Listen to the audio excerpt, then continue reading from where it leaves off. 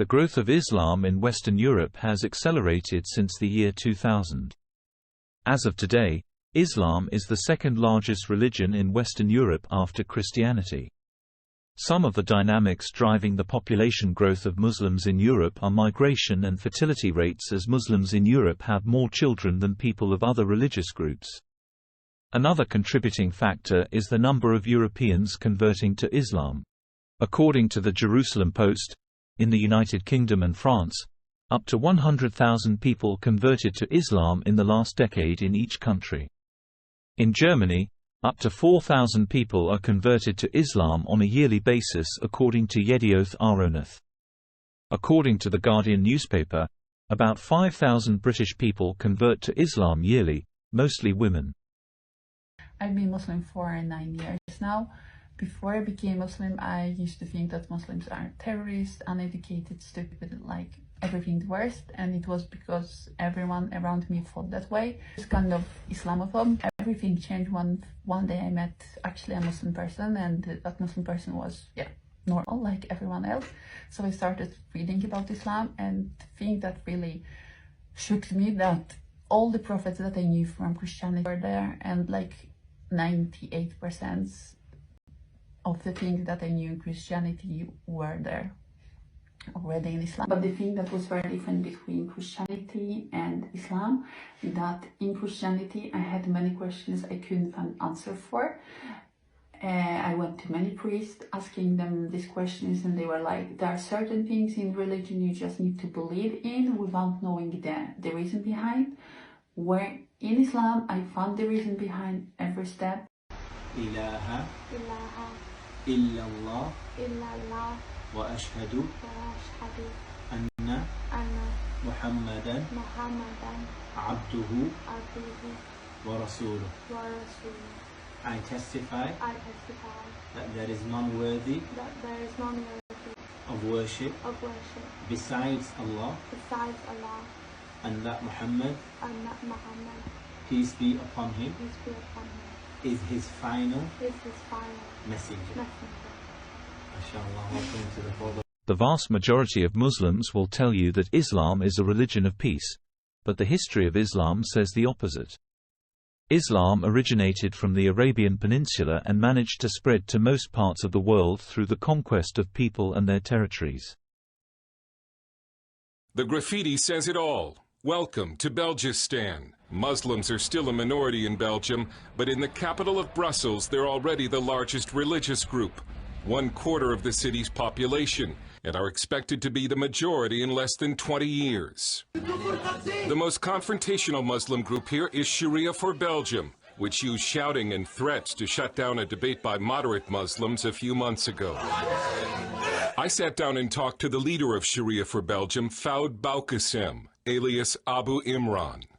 Sharia for Belgium is a small group that a lot of people don't take seriously. But he sounded very serious when he told me that he expects Muslims to rule Belgium and the world. We believe that the Sharia will dominate. The Sharia will be implemented worldwide. Sharia for Belgium is a public relations nightmare for those Muslim groups which try to play down their ties to radicalism and Sharia law.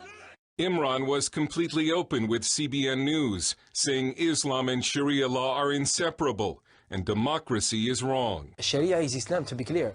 There is no difference between Islam and Sharia. It's just a name. Democracy is the opposite of Sharia and Islam. We believe that Allah is the legislator.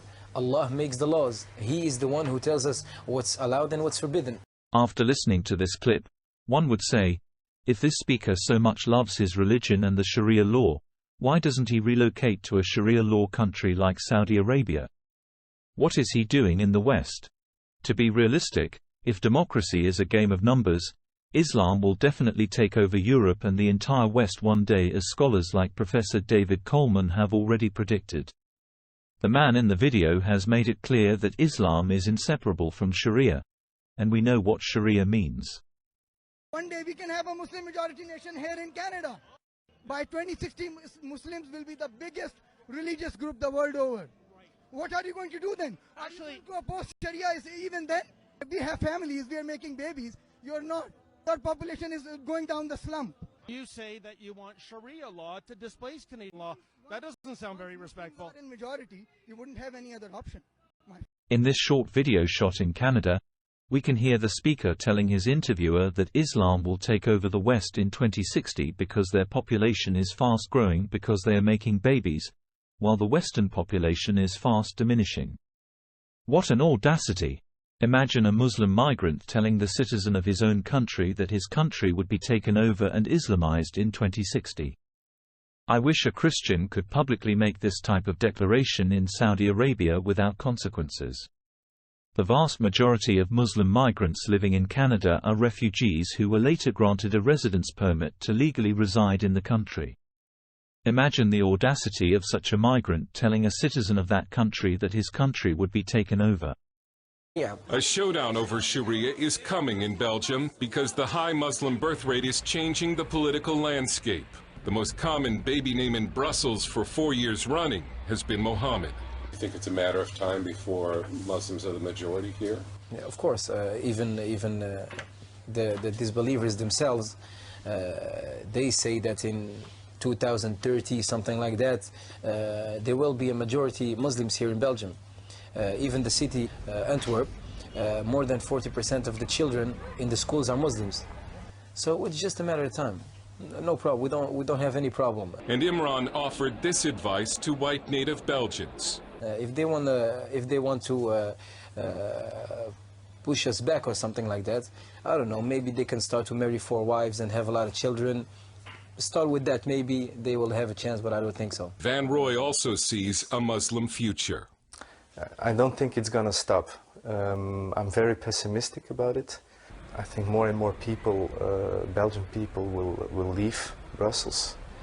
So it will come a real Islamic capital in decades. The victory of Allah is very near.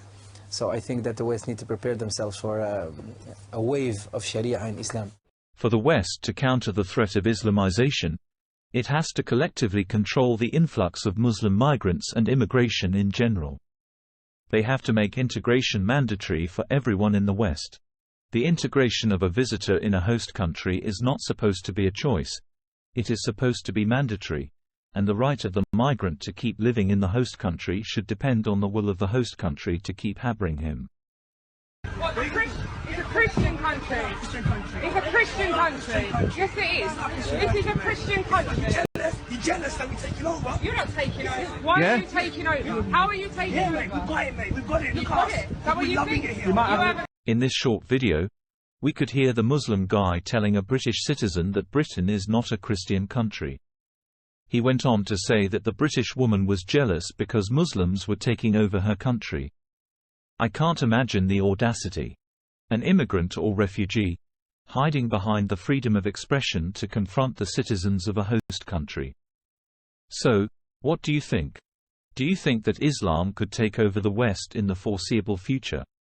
Do you think that the Western governments should step up their efforts to tackle Islamist extremism and the Islamist takeover of the West by reforming their laws and creating legislations that restrict the influx of Muslim migrants and make integration mandatory for everyone who comes into their country?